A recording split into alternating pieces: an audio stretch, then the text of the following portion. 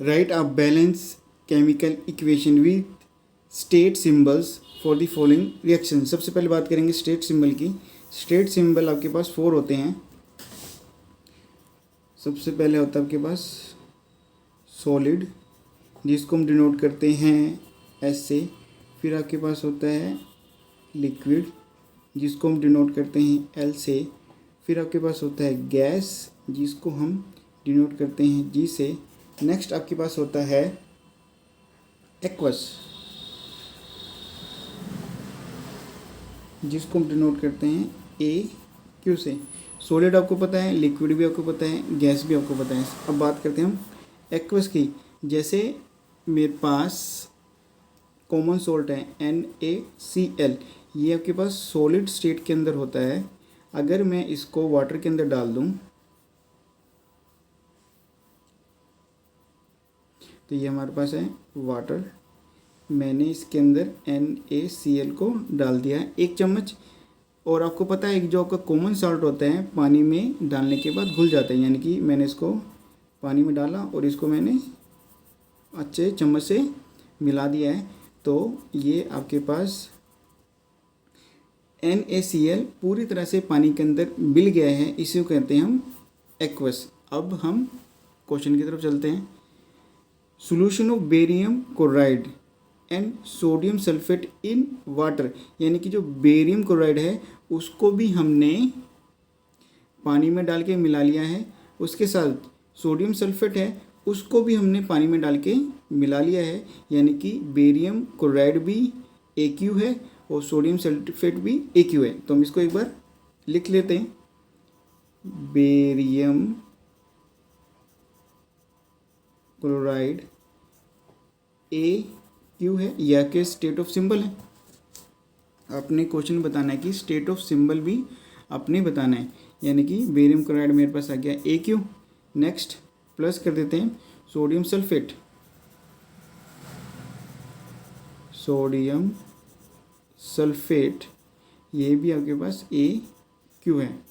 जो आपका प्रोडक्ट बन के तैयार होगा barium chloride and sodium sulphate in water react to give insoluble. Insoluble कहने का मतलब है आपके पास पानी में नहीं मिल रहा है, यानी कि आपके पास किसी भी लिक्विड के अंदर वह नहीं मिल रहा है। तो ये आपके पास किस में होगा, ये आपके पास सॉलिड स्टेट के अंदर होगा, यानी कि बेरियम सल्फेट आपके पास होगा सॉलिड। तो मैं अभी यहाँ पर लिख देता हूँ बेरियम सल्फेट आपके पास होगा सॉलिड फॉर्म में। प्लस आपके पास है sodium chloride, solution of sodium chloride. तो ये आपके पास सोल्यूशन ऑफ सोडियम क्लोराइड होगा, ये आपके पास हो जाएगा AQ के अंदर। तो जो मेरे बनेगा सोडियम क्लोराइड, ये आपके पास हो गया AQ के अंदर। अब हमें केमिकल फॉर्मूले की फॉर्म में लिखना है पूरी इक्वेशन को, फिर आपने बैलेंस करना है। तो आपको पता होना चाहिए कि बेरियम के ऊपर आपके पास चार्ज होता है Ba2 प्लस, क्लोराइड आपके पास होता है Cl माइनस, सोडियम आपके पास होता है Na प्लस, सल्फेट आपके पास होता है SO4 2 minus, barium sulphate, barium के आपके पास चार्ज होता है Ba2 प्लस, सल्फेट आपके पास होता है SO4 2 माइनस, सोडियम आपके पास होता है Na प्लस, क्लोराइड आपके पास होता है Cl माइनस। बेरियम क्लोराइड को हम एक साथ लिखेंगे। आपको पता है कि Ba पॉजिटिव वैल्यू पहले लिखी जाएगी, जो उसका चार्ज है उसके नीचे लिखा जाएगा। Cl नेगेटिव वैल्यू उसके बाद लिखी जाएगी, जो उसका चार्ज है उसके नीचे लिखा जाएगा।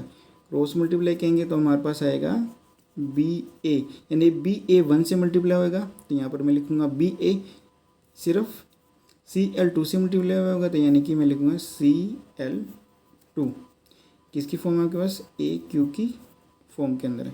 प्लस ऐसे ही आपके पास होगा Na2SO4, Na2SO4, ये भी आपके पास AQ के अंदर होगा। जो हमारे पास प्रोडक्ट बनेगा वो आपके पास बनेगा BaSO4, 2 से 2 कैंसिल हो जाएगा, आपके पास बनेगा BaSO4, ये आपके पास बनेगा सॉलिड फॉर्म में। प्लस आपके पास बनेगा सोडियम क्लोराइड NaCl, ये आपके पास होगा AQ की फॉर्म में। अब हमें इस इक्वेशन को करना है बैलेंस करने से पहले इस इक्वेशन को मैं थोड़े सिंपल से और थोड़े से एक्सपेंड फॉर्म में लिख लेता हूँ, जिसमें आपको क्वेश्चन को समझ में आएगा। हमारे पास इक्वेशन बनी है BaCl2 AQ की फॉर्म में है प्लस Na2SO4, ये भी आपके पास AQ की फॉर्म में है। प्रोडक्ट आपके पास बन के तैयार हुआ है BaSO4, ये आपके पास सॉलिड फॉर्म में है प्लस NaCl, ये आपके पास AQ की फॉर्म के अंदर है। फिर हमें स्टेप पता होने चाहिए।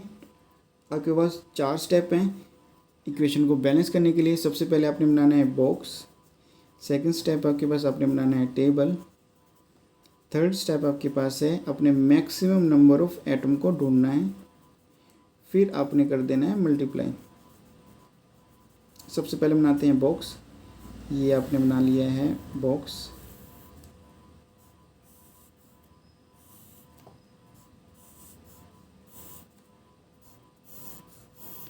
सेकंड आपने बनाना है टेबल मैं लिख रहा हूँ सबसे पहले एलिमेंट आपके पास हैं BaCl NaS और O। फिर मैं लिख रहा हूँ लेफ्ट हैंड साइड के एटम, फिर लिख रहा हूँ मैं राइट हैंड साइड के एटम। एलिमेंट सबसे पहले B है, लेफ्ट हैंड साइड में आपके पास 1 है और राइट हैंड साइड के अंदर भी आपके पास 1 है। फिर आपके पास Cl है, लेफ्ट हैंड साइड में आपके पास 2 है और राइट हैंड साइड में आपके पास है 1। नेक्स्ट आपके पास है Na, लेफ्ट हैंड साइड में आपके पास 2 है और राइट हैंड साइड में आपके पास है 1। फिर आपके पास S है, लेफ्ट साइड में आपके पास है 1, राइट हैंड साइड के अंदर आपके पास है 1। फिर आपके पास ऑक्सीजन O है, लेफ्ट हैंड साइड में आपके पास 4 और राइट हैंड साइड के अंदर आपके पास है 4। सिर्फ आपको साफ साफ दिख रहा है, आपने मैक्सिमम नंबर ऑफ एटम ढूंढने हैं। मैक्सिमम नंबर ऑफ एटम आपके पास हैं 2 4 तो बैलेंस है।